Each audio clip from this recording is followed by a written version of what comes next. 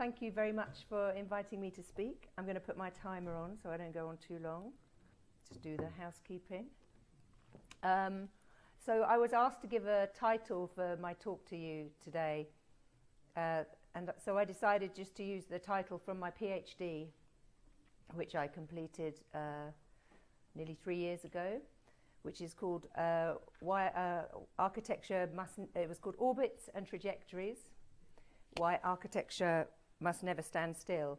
And it's something that has always really interested me, is the idea that architecture is so solid and so present, and yet the people who occupy it are not. We move, we breathe, we come, we go. And it seems to be in the way that we talk about architecture, perhaps for me that's not really spoken enough about the fact that we live in this very mobile, kinetic sort of world. And that also architecture, when you come to it, it changes every time.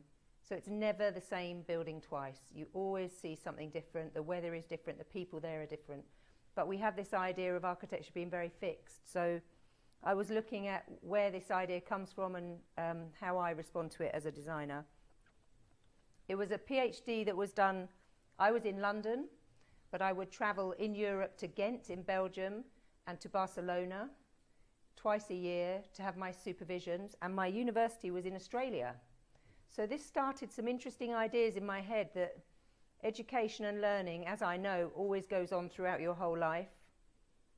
But actually, do you have to just be in one place to keep learning? And so you mentioned about the new School of Architecture, which I'll talk about at the end.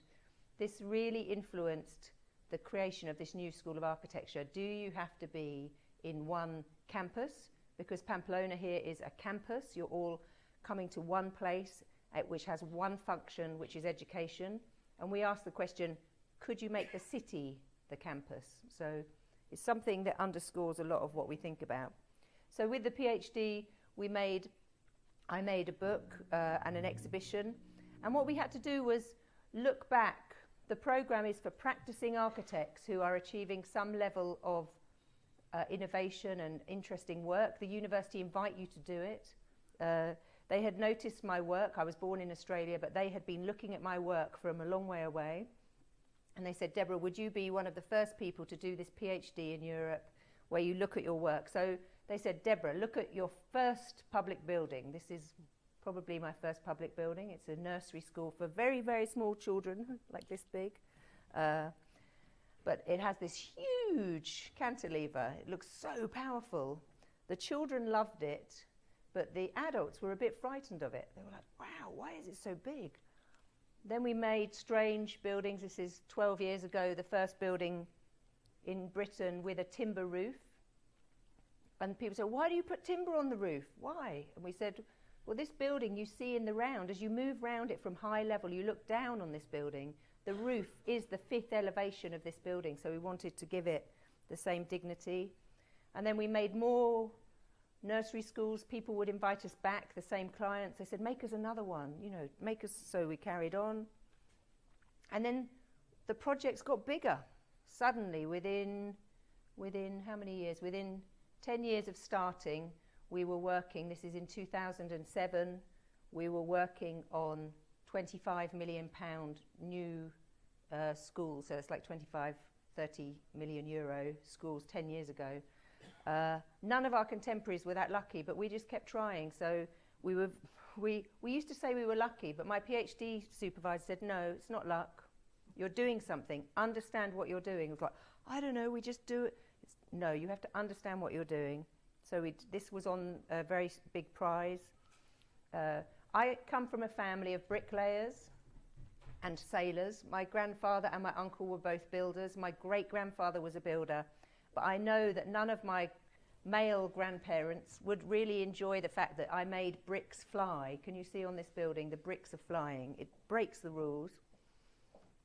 And even worse, I think all my grandparents would be disappointed when they saw this building, which I set fire to this building. So this wood is burnt wood.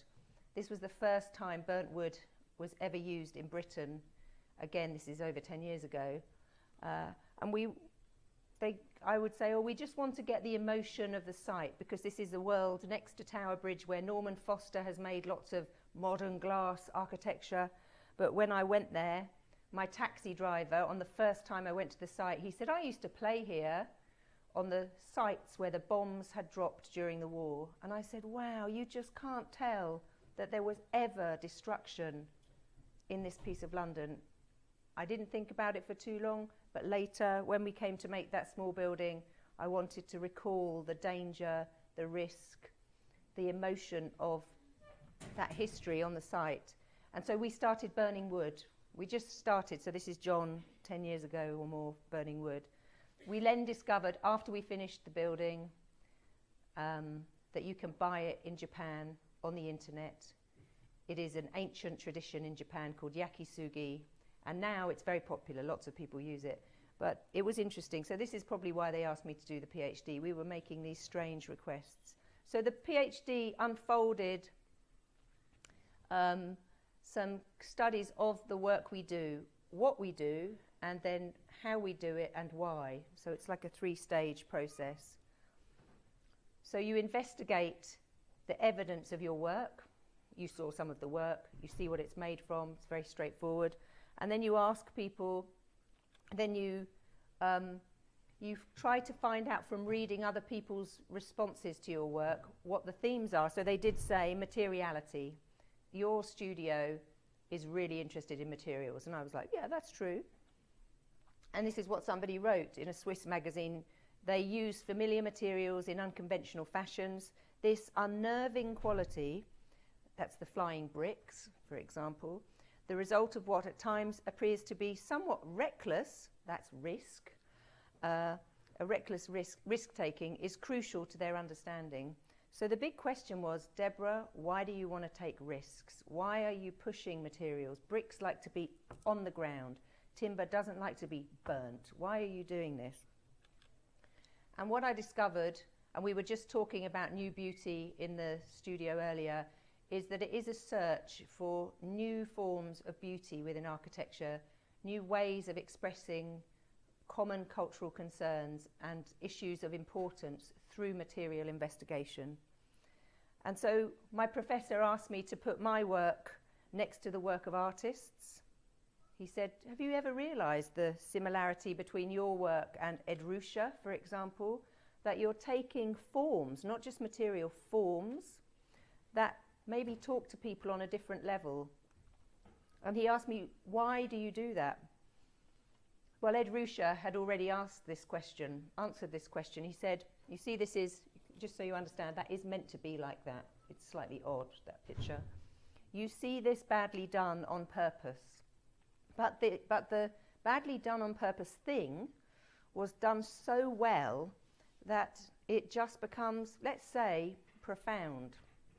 I don't know if I have to explain that, but in our architecture, we want it to appear not all the time, not like Frank Gehry or so strong, but we want you to maybe walk past and take a second glance. You walk, you think there was something about that that made me think of my environment. And that is because today we're all doing this. We're all headphones in. I think as a whole, society is losing the connectivity with our built culture. And our built culture is the primary manifestation of any culture's ambitions. Architecture expresses how you care about people, what you feel about people. So if you make the architecture talk and communicate, maybe it can make people think about how they work with other people and as a culture as a whole. So I'm just going to show you one project that I was doing. I've got more. This is the first one that I was doing during the PhD. So they said, look at some of the work you're doing as you're studying. So this is a workshop for our friend Alex. He's making tiny, tiny, tiny jewellery. He didn't make this big one. This is too big for Alex. Alex's jewellery is minute, and he's very, very successful. And so he asked us to build this beautiful, tiny, almost Japanese scale workshop next to the Shard. He bought just the little shop underneath, and got permission to put a shop on the ground floor, then workshop, and then on the top floor is a place of eating and conviviality, a staff area. Because inside, all of the people are working on these tiny things. They have to let their eyes relax because it's so close. But obviously we wanted to express what was going on inside the building, so we chose metal. Alex was really insistent that this building had to talk about what was going on inside, but it took a long time to get permission. It actually took longer to get permission for this little building than that big building in the distance. This is how crazy architecture is. The Shard, quick compared to our permission. This is what he gave us to begin with, and we said, Alex, are you crazy? This building is 15 square meters. I mean, that is not a project, Alex, that's stupid. Alex spent £1 million on this project, just under £1 million. This is the plan. As you can see, that's a shop, it's minute. But the stair is super big because we realized that the people in there, the stair was the one common moment. So we made a social stair, a stair where you could meet. And when we built it really quickly, out of timber, and it actually won the best timber building in the world award at the World Architecture Festival 2 years ago. But it doesn't look like a timber building, so it was very quick to build. But the thing that took the time was the metal. So we made beautiful drawings and lots of models. And then Alex actually moved into the building because it was watertight when this guy came to the site. And so Alex was inside the building making jewellery, and I've forgotten his name, I'll remember it, but he was hand making the outside of the building. So there was a dialogue between hand making and hand making. And he had the most beautiful tools and tattoos of his daughter's date of birth. It was a very personal thing, so he and Alex became friends during the process. It was rather nice. But it's great. This building is never standing still. It changes every time you come. The light is always different depending on the weather.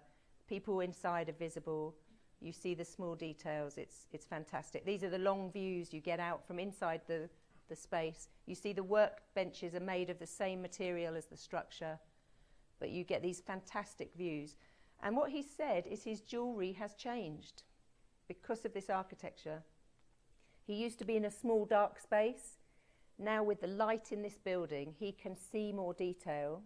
His staff and workers can see more detail. The quality has gone up. The design has become more intricate.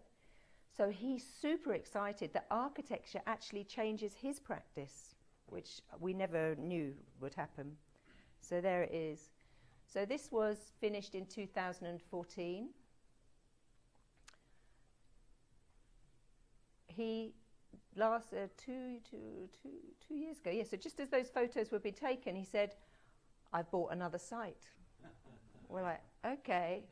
We said, what, is it a bigger site? Are you going to sell the small site and move into a big place? He said, no, I'm not doing that. I'm going to make another small site because I like making small buildings. So for him, it's almost like urban jewellery. He's making beautiful things through the city. And nobody's making things in the cities now. I don't know if it's the same in Spain, but people are leaving the city to push the industry out for the houses and the money. And so he's basically, am I allowed to do this? He's doing that to this movement of always pushing creativity out. So I've only got 3 images of this because it's just finished. So this is his new building. It's about half a kilometre away. So he needed more workspace. Now the people walk between the two or cycle. So there's this urban conversation, making life happen in the street. It's a network. He's actually building a network. So people buy coffee on the way, they bump into the postman, they make the street creative. It's made from Corten steel. He bought an old shop, a really horrible building, but just destroyed it. He spent another £1 million. Really, these are very expensive little buildings. And I'm sorry I don't have more images, but behind that elevation is just one big void that goes up 4 floors, and it's another social stair, but this time made of metal, completely made of metal. So you go in, And you look up and there's a skylight, so it's completely open. And then it has just workshop, kitchen, workshop. And then at the very top, it has his studio where he does his design. So you can see just on the top at the right, there's another bit of more metal. There you see at the back, there's another fragment of metal. So basically his journey and any of his guests, they come up the staircase, past the metal, in the light, they come across and go into that room at the top. So you'll see that soon. It will be on, I don't know, DZine or whatever that you read these days. But the other thing that the PhD did was make me really understand why we do urban work. So the students maybe understand that I always like to look at a bigger piece of city than just the building. The building will come, but in order to make the building, you see the bigger urban situation. And what the PhD made me realise that there was actually 2 DSDHAs, which are now 1 DSDHA, which is my work with my students, because this is absolutely important to practice. It's what I do, it's what I'm interested in, and the 2 influence each other.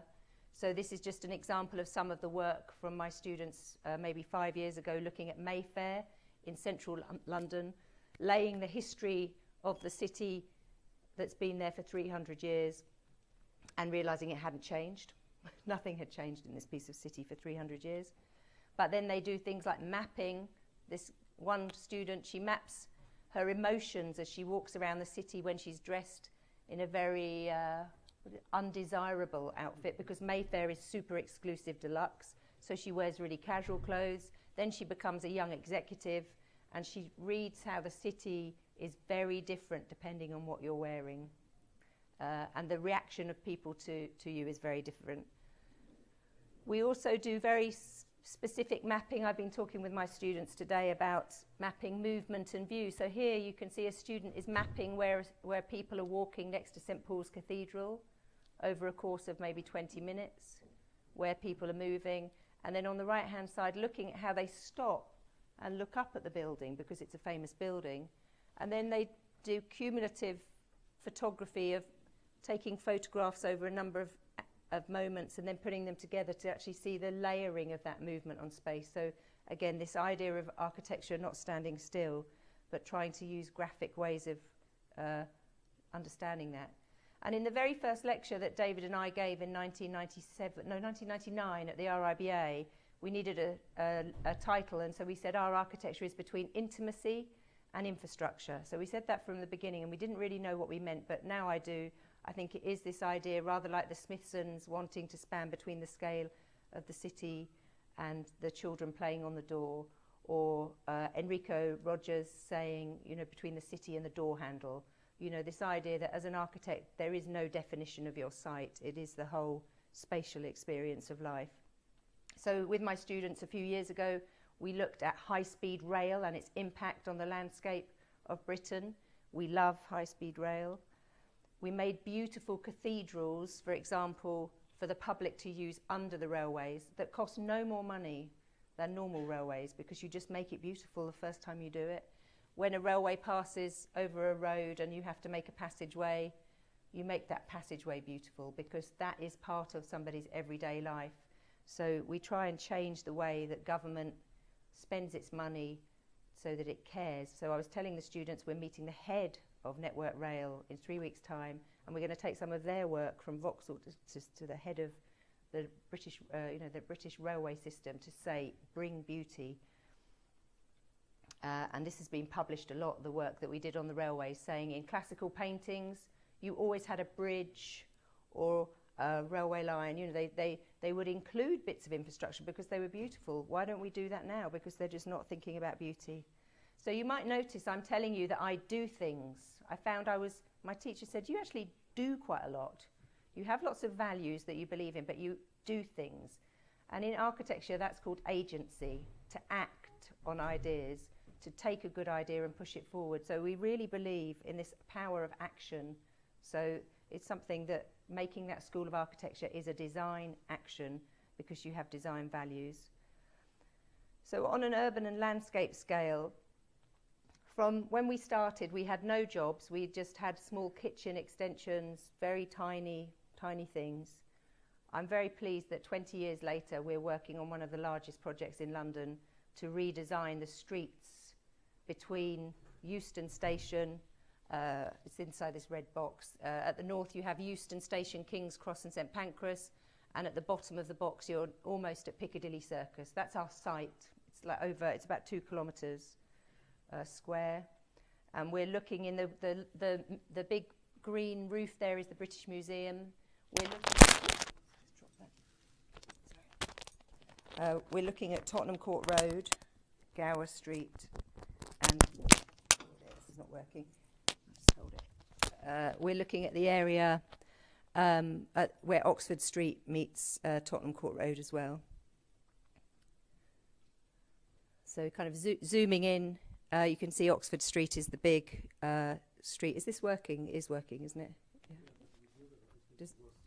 Does that work too? Yeah, I'll just keep with this one. I don't mind. So you can see it's the large, a very, very large area. And for us, this was amazing. We had no experience to get this job. But what we did have was our research. And when the local, I'm going to show you a building after this that the students visited in London. It was because of our architecture and the way that we talked about the architecture and about our research that the people who controlled this area said, we need somebody who can come in and think a bit differently about such a large piece of city. Maybe not a traditional urban design or a traditional landscape, but somebody who can work in between. So this is Tottenham Court Road at the moment. We walked across it 2 weeks ago when we were there. Very busy. It's all one-way roads, big juggernauts, very dangerous for pedestrians and cyclists. And then this is the beautiful happy accident, the beautiful disaster, I call it, which is a big hole in the ground, which is for infrastructure, the new Crossrail train, which will come in 2 years' time to this part of London and will connect Heathrow to the centre in 20 minutes. So this beautiful disaster did a fantastic thing. It's closed all the roads, I don't know if you can see, because they're building under the road, and as a result, all of the traffic to this area has been pushed away. And so the council, the government here said, oh my God, this is the moment. If we build something now that's beautiful with less traffic in it, when the Crossrail is finished, we will keep that traffic away. We won't let the traffic back in. So at the moment, there's much less, a third of the traffic that there used to be. So we went to the presentation and we said, the city is where the people choose to go. It doesn't matter what we say. People make their own cities. You will find this everywhere. People will build things and people won't go to it. But look where they are. And I don't know if any of the people who went to London know where that is. It's Primark. So we put this image in our interview. We said, this is the city. This is where people are going. And this is the first shop that has opened its doors onto Tottenham Court Road from Oxford Street. It's on the corner. It used to only face Oxford Street. Now it opens onto Tottenham Court Road, and people come to London and they will specifically go here. So it is the new centre of London, not just because of Primark, but because of the infrastructure too. But we know that people do make their decisions based on shopping. Nobody else in those competition interviews talked about shopping. We showed Instagram feeds of the area where nobody was taking any photographs of Tottenham Court Road. Thousands and millions of people take photographs of Oxford Circus. We said in 5 years we want everybody to be taking photos on Tottenham Court Road. So we use new technology to change that. And then there are moments again of risk. And I realised, because I was doing my PhD at the time when we won this, this is what I do. I literally do go out into the traffic and take photographs because I know that that traffic is not going to be there in 5 years' time. So this was me when we were doing it. Because you have to do things. So I was saying you have to act. Don't be passive, act. And then the other thing we do on every project now is we talk to 100 people. Doesn't matter who they are. We just have to talk to 100 people. And we say, where have you been today? Because architecture never stands still. People never stand still. Where have you been and where are you going? So we just ask them. And then we get data from that, stories, conversations that make us understand what this piece of city means to people. So, for example, this guy in the bottom middle, he comes all the way from 100 miles from London every day, and for lunch he goes every day to the British Museum to eat his sandwiches in the main area of the public space in the museum. I didn't know that the British Museum was a lunch club. I thought it was a museum. You meet people who are in love, people who are ill or sick, going to work. It's the way to engage with people. So just very quickly, this is what the street kind of looks like now. And this is what we're going to do. It looks very simple, but basically we're going to take out all of the private vehicles, leave only the buses, get rid of the taxis. And you see the pavements on the left. This is where the sun goes down. You get lovely warm sun on the west, from the west. We'll make the pavements big and wide and allow people to actually breathe. And what's amazing is you look in the distance, that is one of the most important buildings in London. At the moment you don't notice it, but Centre Point at the end becomes a real icon. And guess what? Architecture guides you through the city. So it's letting the buildings speak. We take useless bits of street like this, which is just parking and backs of buildings, and we close them and we make a new park. This is the first new park in London in 100 years, in central London. So it's going to be a great privilege when this is finished in 2 years. We take bits of road here. This is Shaftesbury Avenue that goes to Piccadilly Circus. We discovered not very many cars were using this bit, so we said, excuse me, please may we close it? And the engineer said, well, and oh, it's not moving. Is it going to come? And they said, yes, you can. So we're going to close that traffic there and make this wonderful public space with gardens and places. So you can walk without getting the tube from Covent Garden all the way to the British Museum. And we will take millions of people off the underground and put them on the ground, which is where people want to be. People want to be on the ground. And we know as well that this piece of city is a 24-hour piece of city. So we make sure this works at night and in the day, because this piece of city is busiest at 10:30 at night. That's when the most people are in the West End of London, not during the day.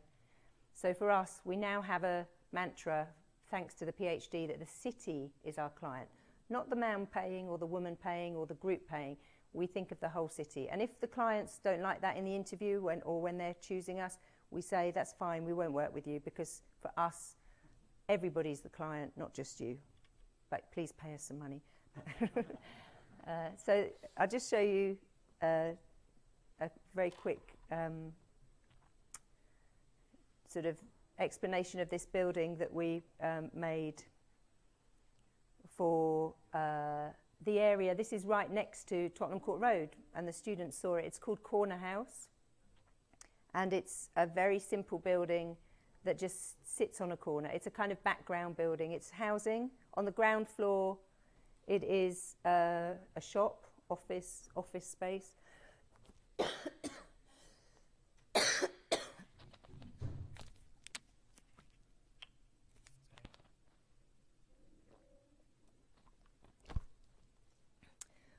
And then above, it's got residential. The housing in London, you have private housing and social housing. I'm not quite sure how you do have the same. And here, commonly in London, you put private housing and affordable housing separately. But here, our client agreed to put both types of housing together so that you have rich and poor people living together in the city. So it's not becoming an exclusive piece of city. And we just wanted something really simple, just a kind of timeless beauty, so that you went past this building and you might think it had been there for 50 years, maybe even longer. A city that just looks very comfortable in the background. But when you look closely, you realise that every floor is different. So each of those windows is a different size as you go up the building. When you're inside, each of those windows has a different relationship between the floor and the window, because in modernism, there is this tendency just to repeat, which is probably a bit more like the building in the distance, this stacking. But if you look at older buildings, they never stack more than 3 floors the same. And you think, why is that? And I think it's because their building communicates. It says, being on the bottom of a building is not the same as being on a top. So it's a more kind of calibrated architecture that responds to the light at the bottom is different to the light at the top.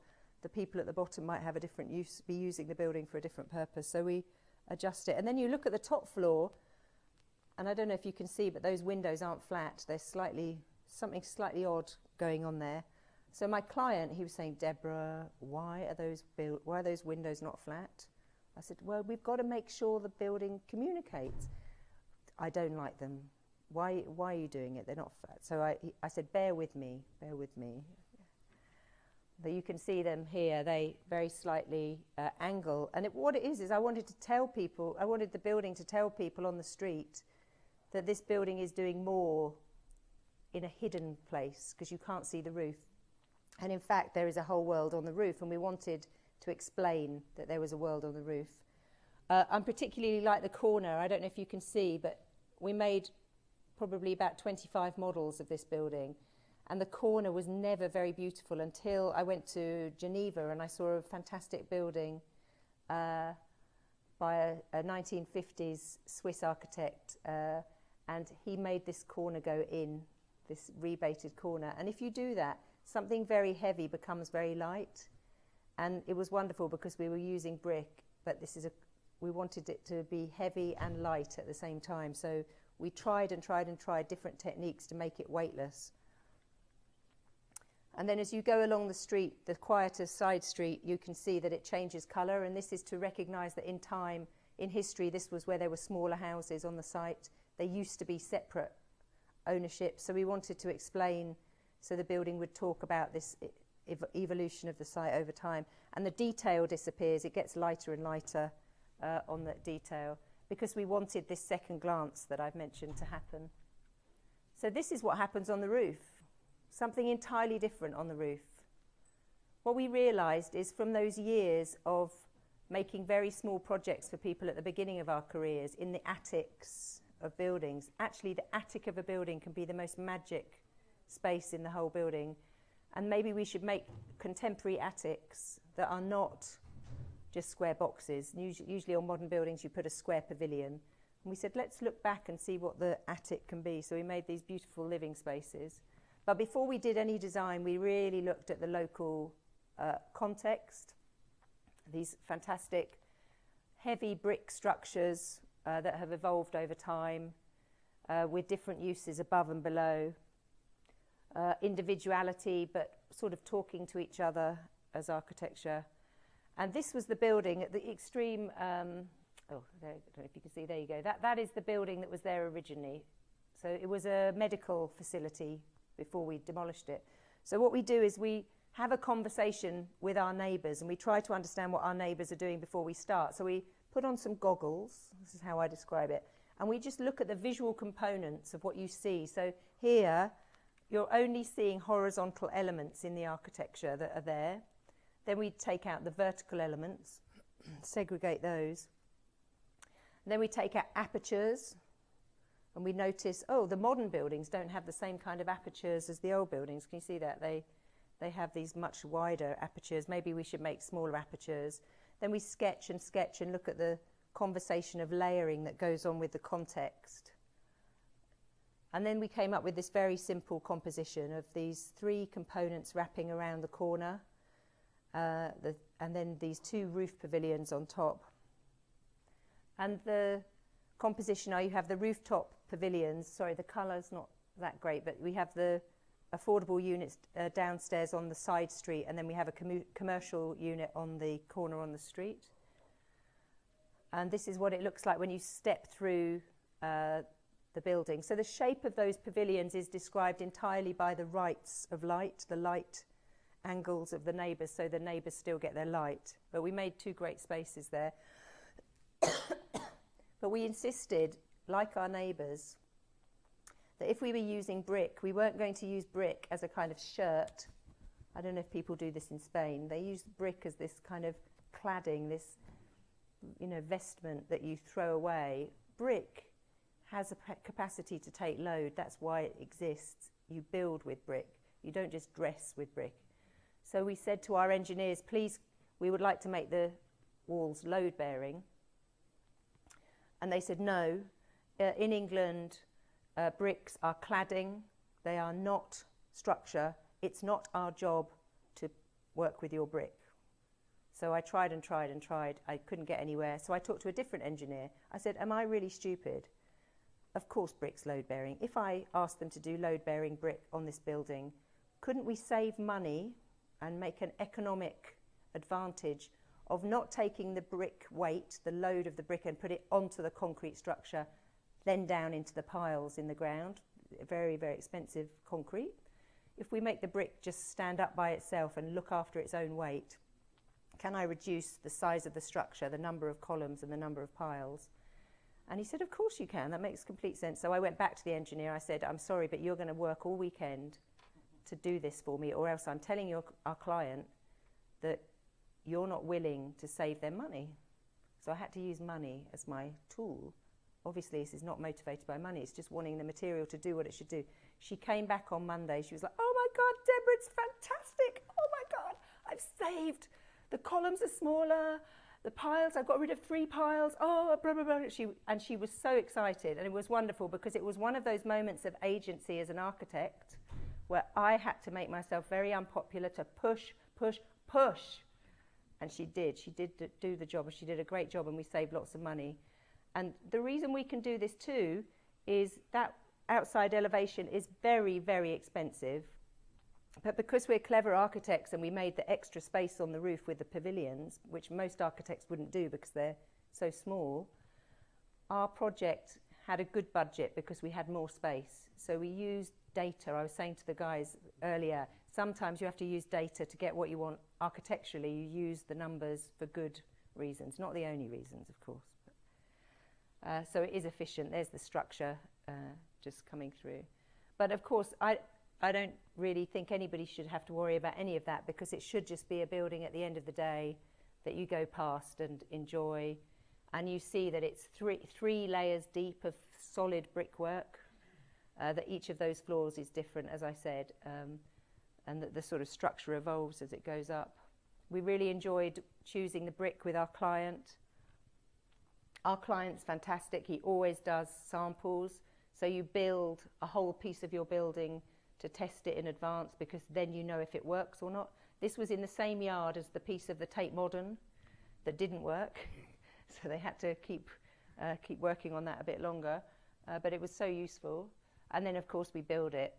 Up on the top floor, we just have these single panes of glass with window vents, but they have a very intimate piece of patterning on the side, so that when you open the window, there's like that level of fine detail.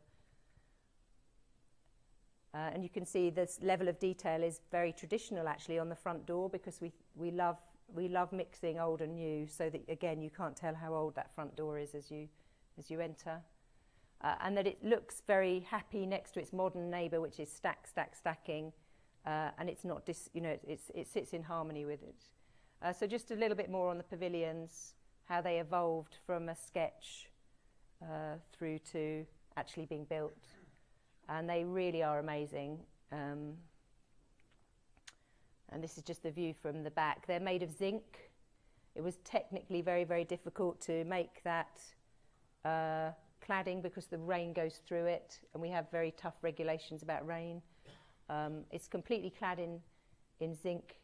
But of course, we'd done a building completely clad in timber 10 years before. So we got out the old drawings and looked at the old drawings and kind of brought them up to date with these lovely pavilions. So it kind of sits very happily in its context. And now people on the top floor are there, they've got gardens, it's becoming more of a wilderness. And what we like is it just disappears into the street and is just a good neighbour. Internally, it's very, very simple. It's just timber floors and then industrial metal everywhere. Our client was like, what? You want to use industrial metal in this brand new housing in the centre of London? We're like, yeah, because this area has always been a very working area north of Soho. So we make it very simple, lovely reeded glass taking you into the public rooms. All of the public rooms, the living rooms, are always on a corner in the corner house. So you get fantastic views out. And we like the views even in the back. For us, we think these are great views as well. And then inside the pavilions, which obviously are very expensive. But we're now working with the owner of the pavilion to make some changes that he wants to do to the building, so it's quite fun. That's the top space. Great. So finally, I'm just going to do, how am I doing for time? I'll just whiz through this. I was just going to quickly show you another bit of agency. Now, all of you younger people, you have to do this. Maybe it's easier, but in England, if you want to build your own house and you're an architect, you will never, ever earn enough money to see a site and say, I would like to buy that site, because lots of more richer people will buy it before you and pay more money. So in 2006, I wrote a letter. This is not my letter. This is a letter from 1871. I wrote a letter in 2006 to 5 properties near my house where I lived in Clapham, quiet part of London. And I said, I see you have a house. I would like to buy your house. Are you interested? The reason I wrote to these 5 people was they had houses with very large gardens. When I was a student, my teacher, Jo van Hanegem, she told me, Deborah, you buy the big house, you cut off the garden, you sell the big house, you keep half the garden for your house. So this is what you do. When I finally did this with this old house, the lady who I bought it from, she said, Deborah, I found this letter. I must give you a copy. It's written in 1871 to the person who owned the site of the old house, saying, I see you have a very big garden. I would like to build my house there. So this is what people have always done in cities. They have always seen something, said, oh, I have an idea, a dream. Can I build a house? So I was part of a tradition in 140 years before somebody had done the same thing. So here is the house, the site.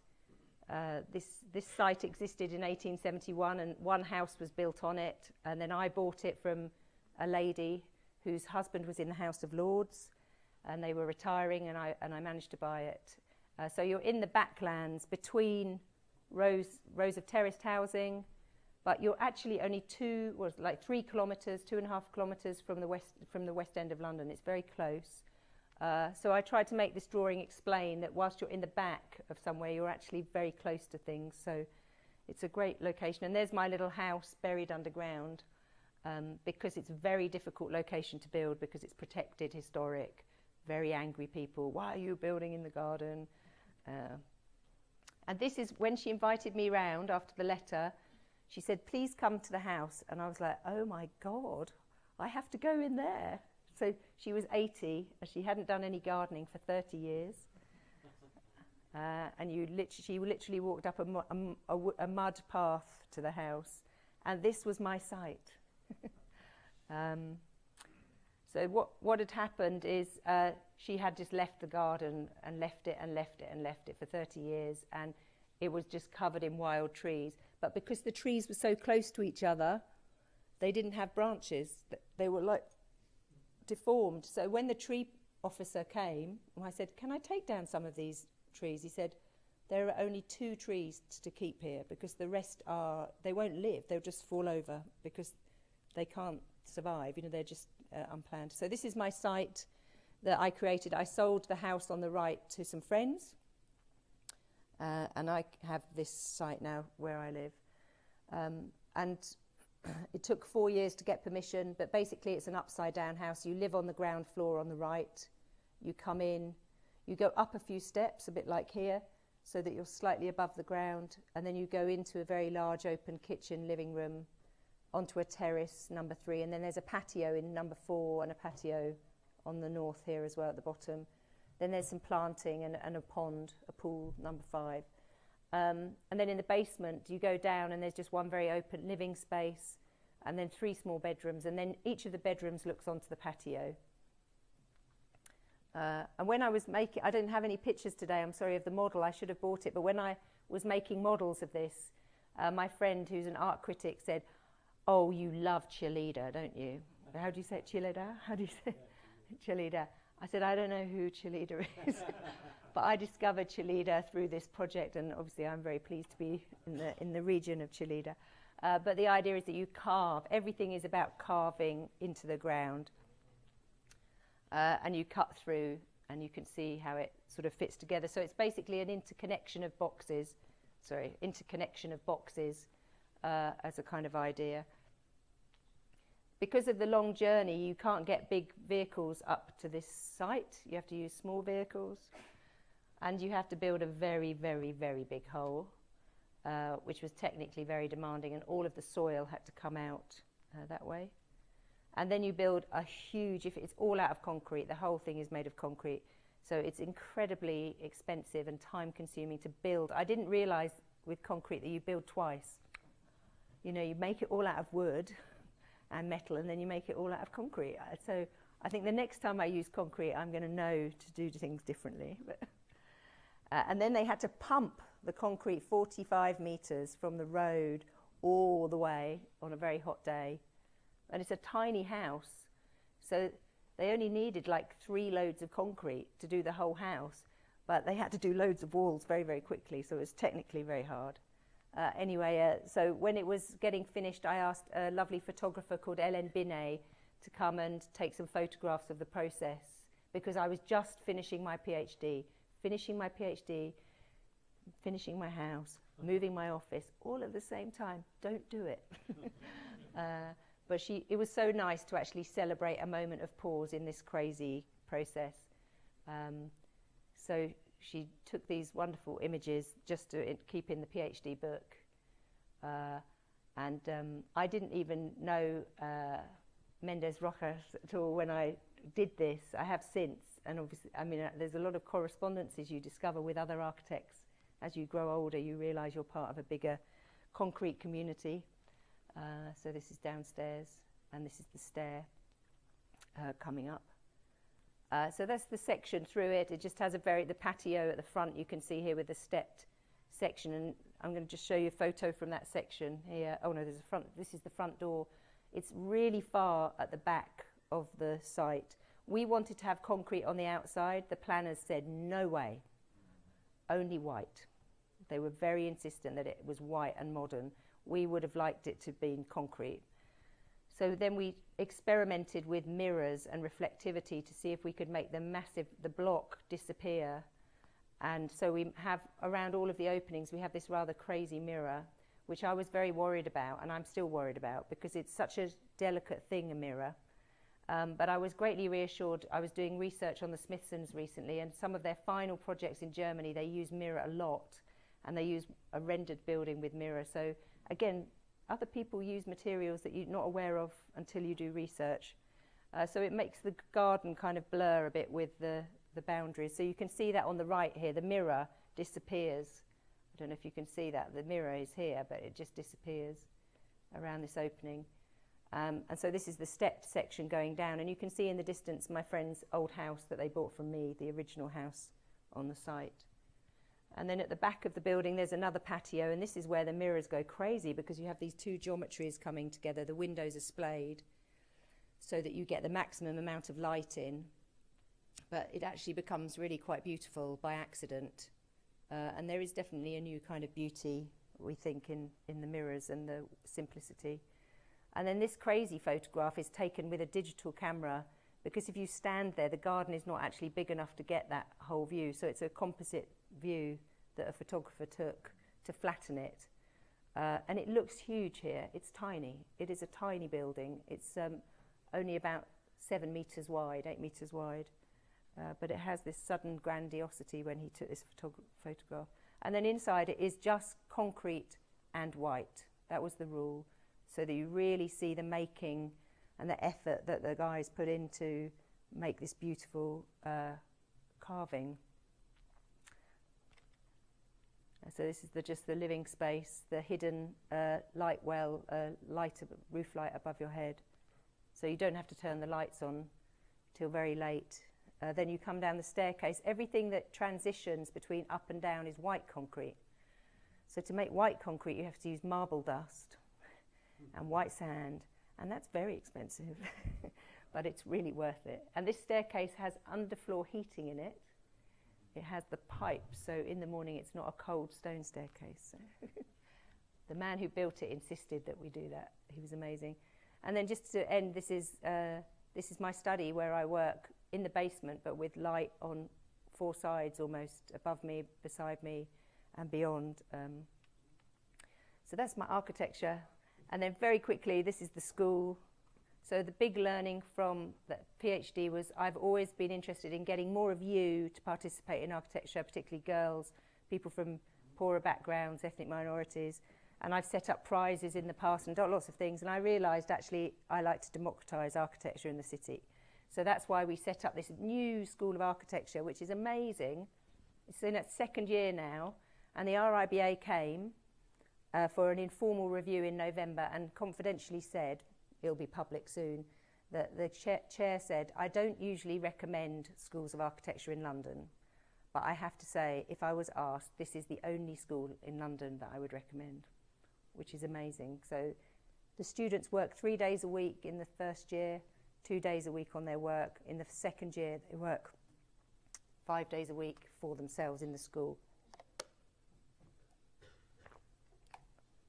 So it's just a postgraduate 2-year course.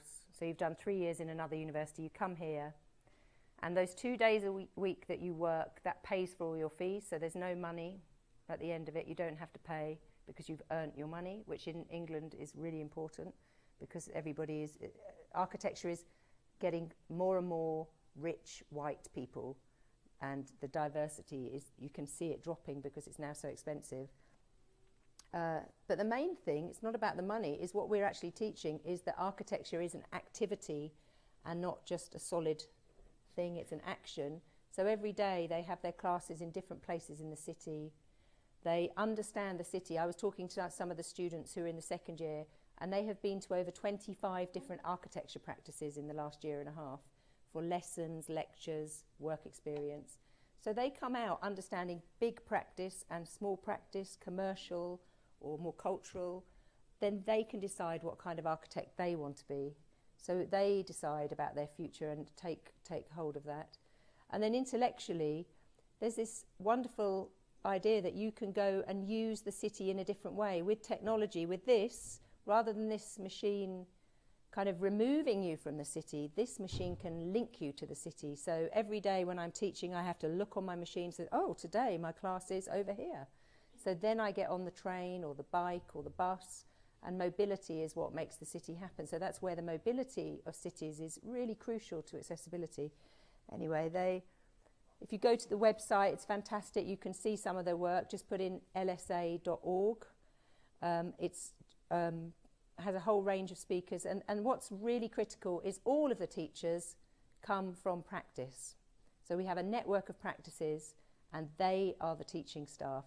So we don't have the traditional division so much between there are people who teach and people who do, who are separate. We have, which you have more of here. In Spain, you have more people who work and teach. In England, there's a big movement at the moment for it's only academics teach architecture, which is a bit unfortunate when it comes to learning about the real world. They produce amazing group work. The whole of the first year is group work because you never work on your own as an architect. You're always working in collaboration. They do great big group drawings. But it is, at the end of the day, it's about a really fantastic group of people, and they were the big risk takers, this gang of 30 students who set off a year and a half ago to do it, and now we're in our second year. And this year, the LSA is working with the University of Navarra, so we're looking at cultural infrastructure together. The guys met in London 2 weeks ago, and we're going to produce a book at the end of all of the work together so that we can put all the interrogations in one place. And the great thing is it's an example of a word you should definitely look this up, which is design thinking. It's about approaching problem solving from a design point of view, and this is where I think architects are going to make absolute inroads in the next 20, 30 years. If we actually look at the benefit of the way that we think about things spatially, integrating, collaborating, and apply that to other problems, design thinking is a really fantastic way of building a better culture for the future. It's what Stanford are running all their courses using design thinking now. Look it up, it's amazing. It puts people at the heart of what you do, takes the human kind of essence of a task and builds upon that in much the same way we do in architecture. So thank you.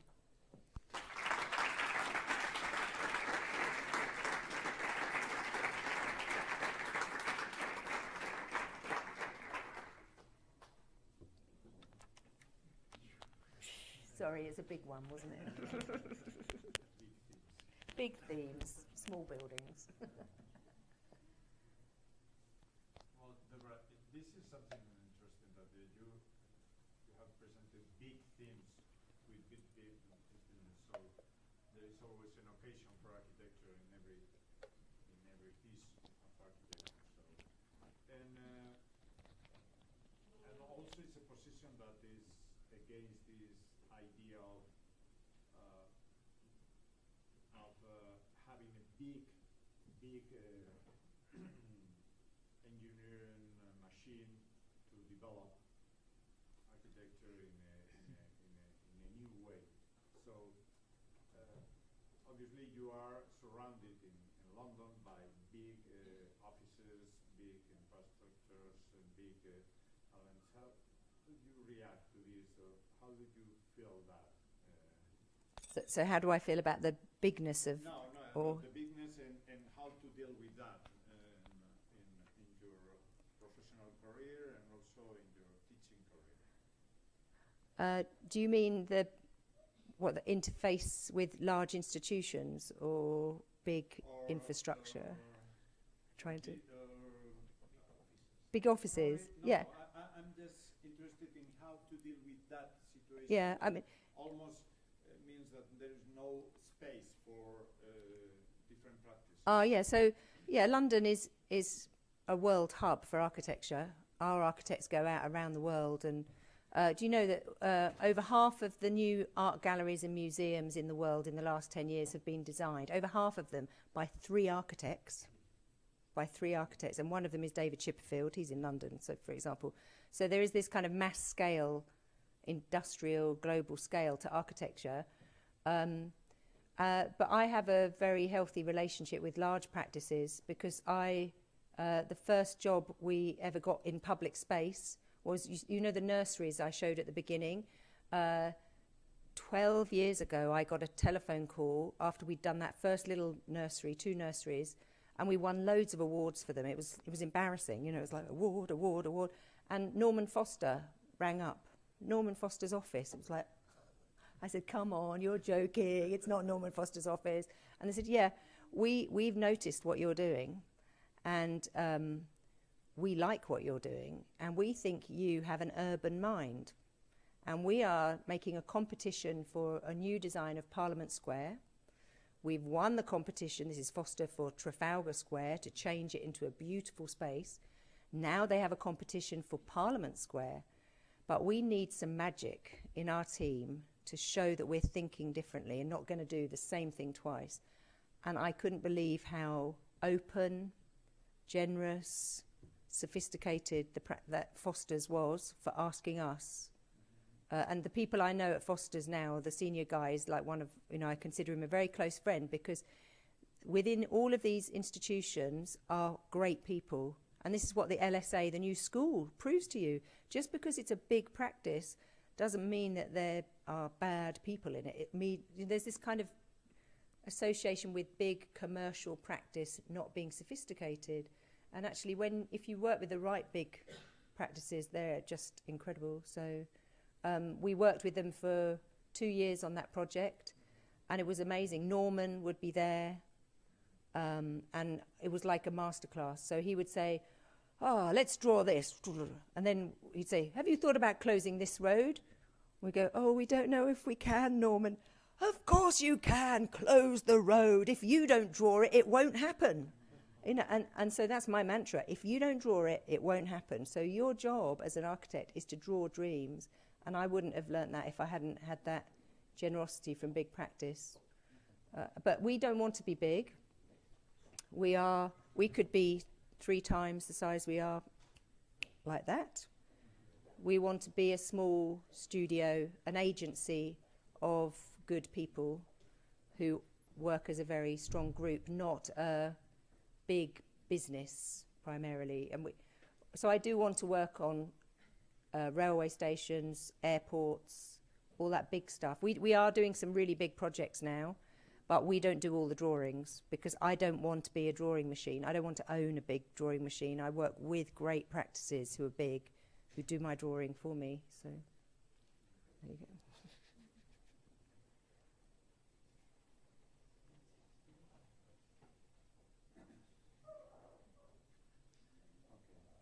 Any more? Should we go have some lunch? Thank you.